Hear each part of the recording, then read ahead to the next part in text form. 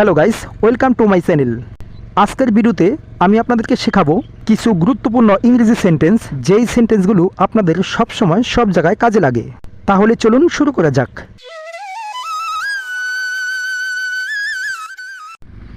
আজকের আবহাওয়া কেমন? What's the weather like today? What's the weather like today অর্থ আজকের আবহাওয়া কেমন? কাল রাতে কি ভালো ঘুম হয়েছে? এ বাক্যটির ইংরেজি হবে did you sleep well last night? Did you sleep well last night অর্থ কাল রাতে কি ভালো ঘুম হয়েছে? সে আইসক্রিম পছন্দ করতো না। She did not like ice cream. She did not like ice cream মানে সে আইসক্রিম পছন্দ করতো না। তুমি কি টেনিস খেলা উপভোগ করেছিলে? এ বাক্যটির ইংরেজি হবে did you enjoy playing tennis? Did you enjoy playing tennis মানে তুমি কি টেনিস খেলা উপভোগ করেছিলে? জীবিকার জন্য তুমি কি করেছিলে? এ বাক্যটির ইংরেজি হবে what did you do for a living? What did you do for a living মানে জীবিকার জন্য তুমি কি করেছিলে? আমি একটা শপিং মলে কাজ করতাম। এ বাক্যটির ইংরেজি হবে I did work at a shopping mall. I did work at a shopping mall এখানে বাক্যে যেহেতু ডিডকে হেল্পিং ভার্ব হিসেবে ব্যবহার করা হয়েছে, তাই পরের ওয়ার্ডটা প্রেজেন্ট ফর্মে হলো। বাক্যে যখন কোনো হেল্পিং ভার্বকে পাস্ট ফর্মে করা হয়, তখন পরের ভার্বটা অটোমেটিকলি প্রেজেন্ট ফর্ম হয়ে যায়। যেমন সে কি দোকানে গিয়েছিল? Did he went to the store? এখানে যদি আপনি ওয়েন্ট বলেন তাহলে আপনার ভুল হবে। যেহেতু বাক্যে হেল্পিং ভার্ব হিসেবে ডিডকে ব্যবহার করা হয়েছে, তাই আপনার ওয়েন্ট এর প্রেজেন্ট ফর্ম গো বসাতে হবে। তাহলে আপনাকে করতে হবে did he go to the store মানে সে কি দোকানে গিয়েছিল? তুমি কি সকালের নাস্তা করেছ? এ বাক্যটির ইংরেজি হবে have you had breakfast yet? Have you had breakfast yet অর্থ তুমি কি সকালের নাস্তা করেছ? আমার একটি গাড়ি আছে। এ বাক্যটির ইংরেজি হবে I have a car. I have a car অর্থ আমার একটি গাড়ি আছে। এক্সপিরিয়েন্স বা অভিজ্ঞতা দেখাতেও হ্যাভকে ব্যবহার করা হয়। যেমন আমি সিঙ্গাপুরে গিয়েছি। এ বাক্যটির ইংরেজি হবে I have visited Singapore. I have visited Singapore মানে আমি সিঙ্গাপুরে গিয়েছি, এটা আমার একটা অভিজ্ঞতা। তাই এখানে অভিজ্ঞতা বোঝাতে হ্যাভকে ব্যবহার করা হলো। তার দুই ভাই আছে। She has to brothers. She has to brothers এখানে রিলেশনশিপ সম্পর্ক বোঝাতে হ্যাভ হ্যাজকে ব্যবহার করা হলো। তারা ইতিমধ্যে রাতের খাবার খেয়ে ফেলেছে। এ বাক্যটির ইংরেজি হবে they have already eaten dinner. They have already eaten dinner মানে তারা ইতিমধ্যে রাতের খাবার খেয়ে ফেলেছে। এখানে auxiliary verb in present perfect টেন্সে ব্যবহার করা হলো। পরেরটা দেখি। আমি তোমার চুলের নতুন স্টাইল পছন্দ করি। এ বাক্যটির ইংরেজি হবে I love your new hairstyle. I love your new hairstyle মানে আমি তোমার চুলের নতুন স্টাইল পছন্দ করি। গতকাল কোথায় গিয়েছিলে?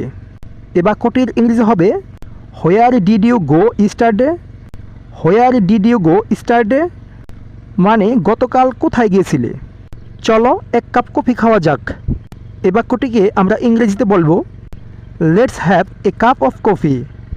Let's have a cup of coffee মানে চলো এক কাপ কফি খাওয়া যাক। আমি দেরি করেছি, দুঃখিত।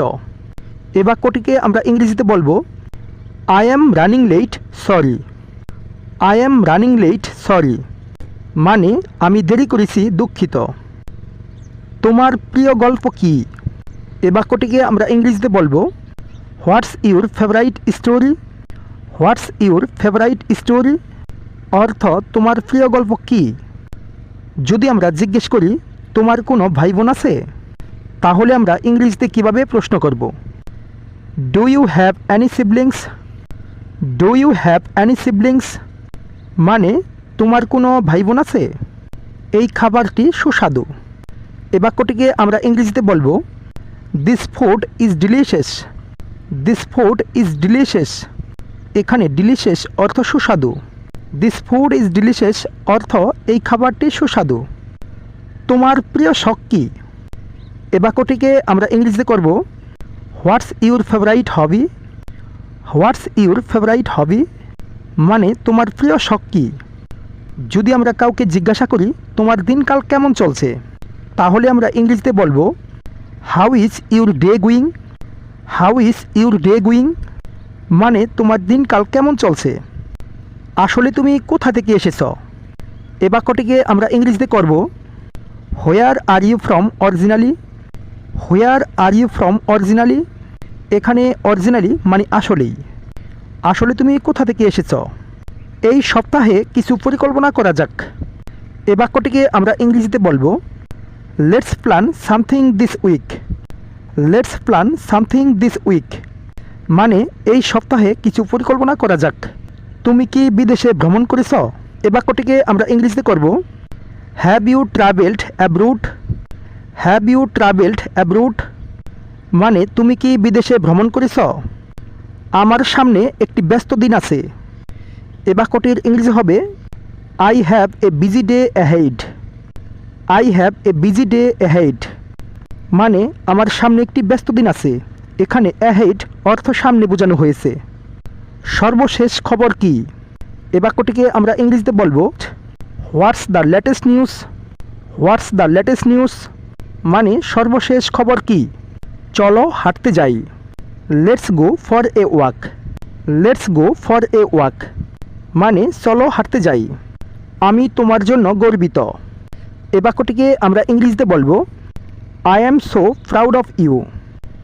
I am so proud of you এখানে প্রাউড মানে গর্বিত। I am so proud of you মানে আমি তোমার জন্য গর্বিত। গাইস, ভিডিওটা দেখে যদি আপনাদের মনে হয় যে ভালো কিছু শিখতে পেরেছেন, তাহলে ভিডিওতে একটা অবশ্যই লাইক করে দিন। আর যদি ভিডিওটা দেখে আপনার বিরক্ত লাগে, তাহলে অবশ্যই একটা ডিসলাইক করে দিন। কারণ ভিডিও দেখে আপনারা যদি কোনো রেসপন্স না দেন, তাহলে পরবর্তী ভিডিও বানাতে আমি উৎসাহ পাই না। তাই দয়া করে কিছু তো একটা দিয়ে যান, লাইক অর ডিসলাইক। আজকে এ পর্যন্তই, দেখা হবে আগামীতে পরবর্তী ভিডিও নিয়ে। সে পর্যন্ত সুস্থ থাকুন। Thanks for watching.